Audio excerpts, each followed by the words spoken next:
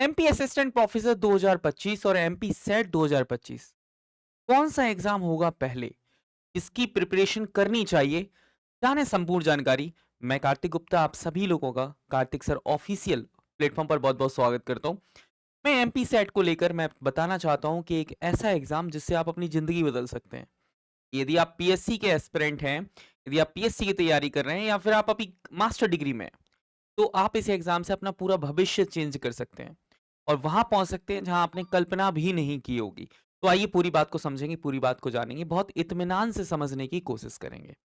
सबसे पहले मैं बात कर लेता हूं, यहां से आपको बताना चाहूंगा कि एमपी सेट और एमपी असिस्टेंट प्रोफेसर में क्या डिफरेंस है। पहले यहां से आपको समझना है और यहां से आपको जानना है। यदि हम बात कर लेते हैं एमपी सेट, तो एमपी सेट आपका एक एलिजिबिलिटी टेस्ट है। एमपी सेट जो है वो लास्ट जुलाई में, अगस्त में हुआ था। लास्ट कब हुआ था? अगस्त 2024 के आसपास में हुआ था। ओके, अभी हम कह सकते हैं कि अब इसको होना है। यदि हम 2025 में इसकी बात मान के चलें तो ये दिसंबर के आसपास है, दिसंबर 2025 में होगा।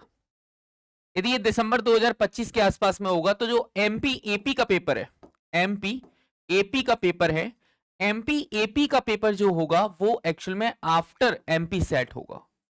आफ्टर एमपी सेट होगा, एमपी सेट होगा। ठीक है, याद रखना, आफ्टर एमपी सेट होगा। इसका मतलब पहले एमपी सेट का पेपर होगा, सॉरी, पहले एमपी सेट का पेपर होगा, देन असिस्टेंट प्रोफेसर का पेपर होगा। उससे पहले असिस्टेंट प्रोफेसर का पेपर नहीं हो सकता, क्योंकि अभी रिसेंटली इंटरव्यू होना है लास्ट एपी के, उसके बाद सेट होगा, देन फिर एपी आएगा। ओके, तो असिस्टेंट प्रोफेसर की यदि आप तैयारी कर रहे हैं तो सबसे पहले आपको सेट का एग्जाम क्वालिफाई करना होगा। या आपके पास यूजीसी नेट है तो आपके पास ब्रह्मास्त्र है ही, लेकिन ये ब्रह्मास्त्र अब शायद ओबीसी वालों के लिए, कैटेगरी वालों के लिए हरियाणा में काम नहीं करेगा। हरियाणा में यदि आपने जर्नल से यदि आपने यूजीसी नेट क्वालिफाई किया है तभी आप वो एलिजिबल हो, कहां पर? हरियाणा में। ओके, यदि आपने यूजीसी नेट किसी कैटेगरी से किया है, आपने यूजीसी नेट किसी कैटेगरी से किया है तो हरियाणा में वो कैटेगरी मान्य नहीं होगी, वो यूजीसी नेट की पात्रता मान्य नहीं होगी। तो सबसे पहले आपको एमपी सेट को बहुत स्ट्रॉन्ग करके रखना है। जितने भी स्टूडेंट्स है जो पीजी लेवल पर है, तो उनके लिए एक बहुत बड़ी अपॉर्चुनिटी है। अपॉर्चुनिटी है कि वो जाकर एमपी सेट की तैयारी में लग जाए, क्योंकि उसके बाद उन्हें डायरेक्टली असिस्टेंट प्रोफेसर का एग्जाम देने का मौका मिलेगा। एक मन में सबके डाउट है कि sir MP assistant, MP set की एलिजिबिलिटी क्या होती है। तो मैं उन लाडले स्टूडेंट्स को समझाना चाहता हूं कि जर्नल में आपके पास पीजी होना जरूरी है।